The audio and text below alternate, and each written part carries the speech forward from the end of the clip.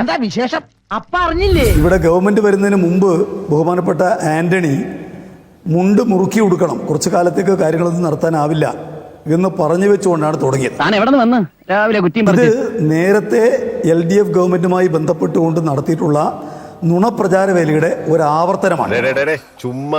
ഇപ്പോ 2016 LDFന്റെ ഗവൺമെന്റ് വരുന്ന കാലത്ത് കേരളത്തിന്റെ സാമ്പത്തിക നില എന്താണ് എന്നുള്ളത് നമുക്ക് എല്ലാവർക്കും അറിയാം. 1.5 കൊല്ലത്തെ പെൻഷൻ പോലും കൊടുക്കാൻ ബാക്കിയുള്ള ഒരു ഘട്ടം. എന്നാൽ ഇന്നലെ ബഹുമാനപ്പെട്ട മുൻ ധനകാര്യമന്ത്രി നടത്തിയിട്ടുള്ള പത്രസമ്മേളനത്തിൽ എന്താണ് കേരളത്തിന്റെ സാമ്പത്തിക നില എന്നുള്ള കാര്യം കൃത്യമായി വ്യക്തമാക്കിയിട്ടുണ്ട്. മനോഹര, നിന്നെ ഞാൻ കൊല്ലം കുറേ കാണാൻ തുടങ്ങിയിട്ട്. അത് സംസ്ഥാനത്തിന് സമീപകാലത്തൊന്നും ഇല്ലാത്ത രൂപത്തിൽ 6000 കോടിയിലേറെ പണം ഖജനാവിൽ ബാക്കി നിൽക്കുന്ന ഒരവസ്ഥയാണ് കേരളത്തിൽ എന്ന കാര്യം ചൂണ്ടിക്കാണിച്ചിട്ടുണ്ട്. എന്ന് മാത്രമല്ല, കേരളത്തിന്റെ സാമ്പത്തിക മേഖലക്കകത്ത് വന്നിട്ടുള്ള വലിയ മാറ്റം 2016 മുതൽ 21 വരെ, 21 ശേഷം ഇങ്ങോട്ട് കേരളത്തിന് ആഭ്യന്തര ഉൽപാദനത്തിൽ വന്നിരിക്കുന്ന വർധന തള്ളി ഇവിടം വരെ കൊണ്ടുവന്നില്ലേ?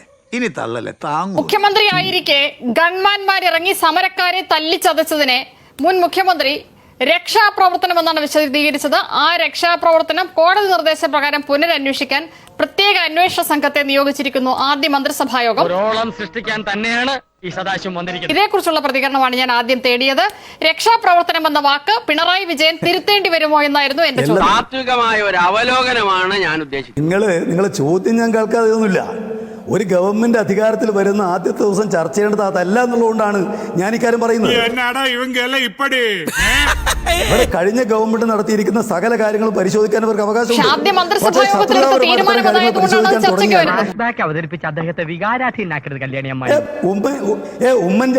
അത് മാത്രമല്ലല്ലോ തീരുമാനം. ഇവിടെ 21,000 ഉറുപ്പിക അംഗൻവാടിക്കാർ കൊടുക്കുമെന്ന് പറഞ്ഞിട്ട് അത് കൊടുക്കാൻ തയ്യാറായില്ലല്ലോ. ഇവിടെ ഈ പറയുന്ന മുഴുവൻ സ്ത്രീകൾക്കെല്ലാം തന്നെ KSRTC സൗജന്യമായിട്ടുള്ള യാത്ര കൊടുക്കുമെന്ന് പറഞ്ഞിട്ട് അത് ആ നിലക്ക് പ്രഖ്യാപിക്കുകയല്ലോ ചെയ്തിരിക്കുന്നത്. ഏതാ നിന്റെ രാജ്യം? കോഴിക്കോട്. കുതിരവട്ടമല്ലല്ലോ. ഇവിടെ 5 പേര് ഗ്യാരണ്ടികൾ കൊടുത്തിട്ട് 3 ഗ്യാരണ്ടികളെ സംബന്ധിച്ച് മിണ്ടാട്ടമില്ലല്ലോ. അതല്ലേ പറയേണ്ടത്. ഇതുപോലെ ആദ്യമായിട്ടാണ് കാണുന്നത്. രാത്രി മനുഷ്യൻ കിടന്ന് ഉറങ്ങാനും സമ്മതിക്കും. ഉമ്മൻചാണ്ടി ഗവൺമെന്റിന്റെ കാലത്ത് എത്ര ഭീകരമായ മർദ്ദനം ഏറ്റുവാങ്ങിയിട്ടുണ്ട് ഞങ്ങൾ.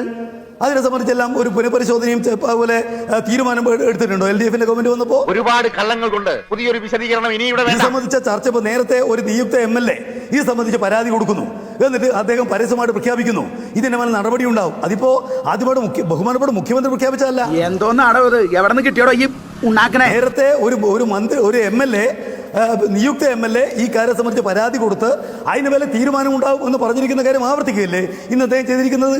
അതെന്തോ ഒരു പുതിയ കാര്യം പോലെ അവതരിപ്പിക്കേണ്ട വിഷയം എന്താ? വിഷമിക്കാതിരിക്കും.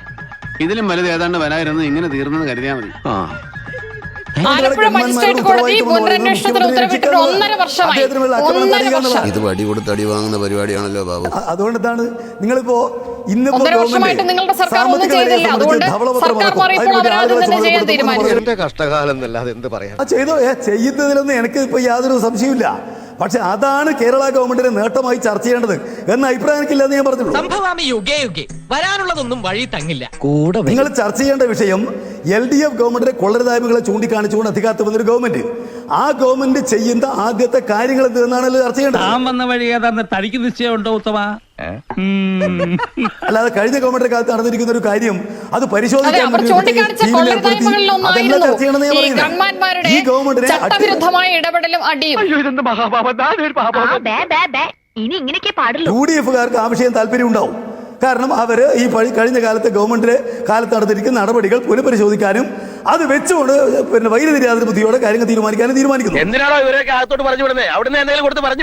ഒരു പുതിയ ഗവൺമെന്റ് വന്നപ്പോ ആ ഗവൺമെന്റ് വന്നിരിക്കുന്നത് വെറുതെയല്ല, കൃത്യമായ നിലക്കുള്ള വാഗ്ദാനങ്ങളുമായിട്ട് കഴിഞ്ഞ ഗവൺമെന്റ് ചെയ്ത കാര്യങ്ങൾ തിരുത്തുമെന്ന് പ്രഖ്യാപിച്ചുകൊണ്ട് വന്നൊരു ഗവൺമെന്റ് അതിന്റെ ആദ്യത്തെ ക്യാബിനറ്റിൽ എടുത്ത തീരുമാനമാണല്ലോ ചർച്ച ചെയ്യേണ്ട വിഷയം. നിനക്ക് പറ്റിയ പണി എന്താണെന്ന് ഞാൻ പറയാം.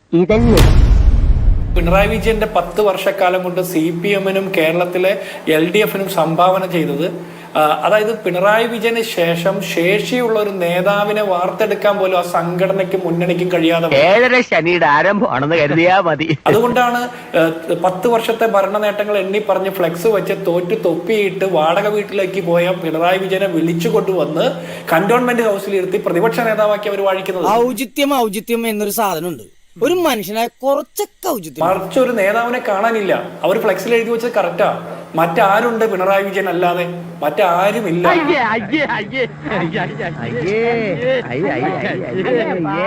ഒരു കൊള്ളാവുന്ന നേതാവിനെ ഉയർത്തിക്കൊണ്ടുവരാൻ പറ്റുമോ? ഇപ്പൊ SFIക്കാർ പറയുന്ന 10 വർഷം മിണ്ടാതിരുന്ന ഞങ്ങൾ ഇനി മിണ്ടുവെന്നാ. 10 വർഷക്കാലം SFI, DYFI, CPM പോലെയുള്ള സംഘടനകൾ, സമര സംഘടനകളെന്ന് അഭിമാനിച്ചിരുന്നവർ സമരം മറന്ന് പിണറായി വിജയന്റെ വാഴ്ത്തുപാട്ടുകാരായിട്ട് സംഘങ്ങളായി മാറിക്കൊണ്ടിരിക്കുകയാണ്. കഴിഞ്ഞ 10 വർഷക്കാലം ഈ കേരളത്തിലെ സാധാരണക്കാരായ മനുഷ്യർ അവരുടെ സങ്കടങ്ങളും വിലാപങ്ങളും വിളിച്ചു പറഞ്ഞപ്പോൾ പിണറായി വിജയന് പിന്തുണ പ്രഖ്യാപിച്ച് ഓംബ്ര ഓംബ്ര എന്നും പറഞ്ഞ് മുദ്രാവാക്യം വിളിച്ച ആളുകളാണ് ഇപ്പോ തിരുത്താൻ വേണ്ടി പിണറായി വിജയൻ മാത്രമാണ് ഒറ്റ പ്രതി എന്ന് പറയുന്നത്. അല്ലെങ്കിൽ ഈ ബുദ്ധി ഇല്ലെങ്കിൽ പിന്നെ പറഞ്ഞിട്ടെന്താലേ? പിണറായി വിജയൻ മാത്രമല്ല ഈ കേസിൽ ഒറ്റ പ്രതി. പിണറായി വിജയൻ ഏകാധിപതിയായി തുടർന്നപ്പോൾ സർവ്വ തോന്നിവാസങ്ങളും തെമ്മാടിത്തരങ്ങളും ഈ സർക്കാരിന്റെ നേതൃത്വത്തിൽ നടത്തിയപ്പോൾ അതിന് മുദ്രാവാക്യം വിളിച്ച് പിന്തുണ പ്രഖ്യാപിച്ച് അതിനെ എതിർക്കുന്ന മനുഷ്യരെ ആക്ഷേപിച്ച മുഴുവൻ ആളുകളും ഏകാധിപത്യ മനസ്സുള്ളവരാണ്. അഹമ്മദില്ലേ അവൻ കാണിച്ചത്? നാലാളറിയിട്ട് അവൻ മഹാ തെമ്മാടിയാണെന്ന്. അതിനെതിർത്ത് പുറത്തു വന്നത് കൊണ്ടാണ് കുഞ്ഞികൃഷ്ണനെ പോലെയുള്ള മനുഷ്യർ അത്ര ശാന്തമായിട്ടാണ് കേരളത്തിന്റെ നിയമസഭയിലേക്ക് പോകുന്നത്. ഇവിടുത്തെ ഒരൊറ്റ രോമം പറിക്കാൻ അയാളെ കൊണ്ട് പറ്റുമോ? കണ്ടിട്ട് അയാൾ മൂടോടെ പറിക്കുന്നില്ല. ഒരു ബഹളങ്ങളുമില്ലാതെ, ആൾക്കൂട്ട അക്രമം നടത്താതെ, ആളുകളെ വെട്ടിക്കൊല്ലാതെ, ആളുകളെ ആക്രോശിക്കാതെ ശാന്തനും സ്വസ്ഥവുമായിട്ട് ആ മനുഷ്യൻ നിയമസഭയിലേക്ക് പോകുന്നില്ലേ? പയ്യന്നൂരിൽ നിന്ന് പറഞ്ഞത് കേട്ടോടാ, അന്തസ് വേണോടാ, അന്തസ്. ടി.കെ. ഗോവിന്ദൻ തളിപ്പറമ്പിൽ നിന്ന്, അമ്പലപ്പുഴയിൽ നിന്ന് ജി. സുധാകരനൊക്കെ നിയമസഭയിലേക്ക് പോകുന്നത്, അത് കൊടുക്കുന്നത് ആ പാർട്ടിക്കകത്ത് വിശ്വസിച്ച് നിന്ന മനുഷ്യരുടെ ആത്മാഭിമാനം അടിയറവ് വയ്ക്കാത്ത കുറെ മനുഷ്യർ ഇവരെ പിന്തുണച്ചത് കൊണ്ടാണ്. സാക്ഷരത നേടിയപ്പോ ജനങ്ങൾക്ക് വിവരം വന്നല്ലോ, അതുകൊണ്ടാണോ ഇത്തവണ അവർ നമുക്ക് വോട്ട് ചെയ്യാത്തത് എന്നാണ് എന്റെ സംശയം. എന്നിട്ടും ഇവർക്കെതിരെ മത്സരിച്ച രക്തസാക്ഷി ഫണ്ട് കട്ടെടുത്തവർക്കടക്കം വീണ്ടും ചിഹ്നത്തിൽ നോക്കി മാത്രം വോട്ട് ചെയ്ത മനുഷ്യർ ഇന്ന് പിണറായി വിജയൻ മാത്രമാണ് ഒറ്റ പ്രതി എന്ന് പറയുന്നതിൽ ഒരു ആത്മാർത്ഥതയും ഞാൻ കാണുന്നില്ല. വലിയ തെറ്റായി പോയെന്ന് എനിക്ക് ഇപ്പൊ തോന്നുന്നു. ഇപ്പൊ തോന്നിയിട്ടുണ്ട് ഫലം. ശബരിമല സ്വർണ്ണക്കൊള്ള കേസിൽ പത്മകുമാർ അടക്കമുള്ള ജില്ലാ കമ്മിറ്റി അംഗം അടക്കമുള്ള മുൻ MLA അടക്കമുള്ള ആളുകൾ ജയിലിൽ കിടന്നിട്ട് അതിനെ ന്യായീകരിച്ച CPMന്റെ സഖാക്കന്മാർ ഇന്ന് പിണറായി വിജയൻ മാത്രമാണ് കുറ്റക്കാരൻ എന്ന് പറയുന്നതിൽ എന്തർത്ഥമാണുള്ളത്? ആത്മാർത്ഥതയില്ലാത്തൊരു കൂട്ടമാണ്. തെരഞ്ഞെടുപ്പിന് ശേഷം CPIയുടെ നേതാക്കന്മാർ തിരുത്തൽ വരുത്തും എന്നൊക്കെ പറയുന്നു. ഇവരെവിടെയായിരുന്നു 10 വർഷക്കാലം? 266 ദിവസം സെക്രട്ടേറിയറ്റിന് പുറത്ത് മഞ്ഞും മഴയും വെയിലും കൊണ്ട് സമരം ചെയ്തപ്പോ മഴയത്ത് വലിച്ചു കെട്ടി ടാർപോളിൻ ഷീറ്റ് വെട്ടിക്കളഞ്ഞ ആഭ്യന്തര വകുപ്പിന് പിന്തുണ പ്രഖ്യാപിക്കുന്ന തിരക്കിലായിരുന്നു CPI അടക്കമുള്ള ഘടകകക്ഷികൾ. എന്ത് ചെയ്യുന്നതിന് മുമ്പും ഒന്ന് ആലോചിക്കണം. വെറുതെ എടുത്തു ചാടരുത്. എന്താ ഇപ്പൊ എടുത്തു ചാടിയാല് കുണ്ടി കുത്തി വീഴും. ആ പാവപ്പെട്ട മനുഷ്യർ ഈ ആരോഗ്യ കേരളത്തിന്റെ ബ്രാൻഡ് അംബാസഡർമാരായിട്ട് സകല പണിയും എടുത്ത് 10-21 മണിക്കൂർ പണിയെടുത്ത് കഷ്ടപ്പെട്ടവർ അവരുടെ നിത്യ ചെലവിനുള്ള തുക ചോദിച്ച് സമരം ചെയ്തപ്പോ അവരെ കാണാതെ തിരിഞ്ഞു നോക്കാതെ പോയ ആളുകൾ എല്ലാം ഇയാൾക്കറിയാം. ശരിയല്ലടോ? അതെ അതെ ശരിയാണ്. പിണറായി വിജയൻ മാത്രമല്ല, ആ മന്ത്രിസഭയിൽ ഉണ്ടായിരുന്ന മുഴുവൻ ആളുകളും ഇവരെ ആക്ഷേപിച്ചത് പിണറായി വിജയൻ മാത്രമല്ല, CPMന്റെ CITയുടെ നേതാക്കന്മാരടക്കമുള്ള ആളുകളുണ്ടായിരുന്നു. ഞാനൊരു സത്യം പറഞ്ഞ് വിശ്വസിക്കൂ. എനിക്കത് ഓർമ്മയില്ല. അപ്പൊ തിരുത്തൽ വരുത്തേണ്ടത് ഒരു സംവിധാനത്തിന് മൊത്തമാണ്. ആ സംവിധാനം മൊത്തം തിരുത്തൽ വരുത്തുമ്പോൾ മാറ്റങ്ങൾ ഉണ്ടാകുമ്പോഴാണ് നല്ല ഒരു ഇടതുപക്ഷ സംസ്കാരം കേരളത്തിൽ ഉണ്ടാവുകയുള്ളൂ. അപ്പോ നാളെ നേരത്തെ തന്നെ ഇങ്ങോട്ട് എത്തണം കേട്ടോ. ശരി.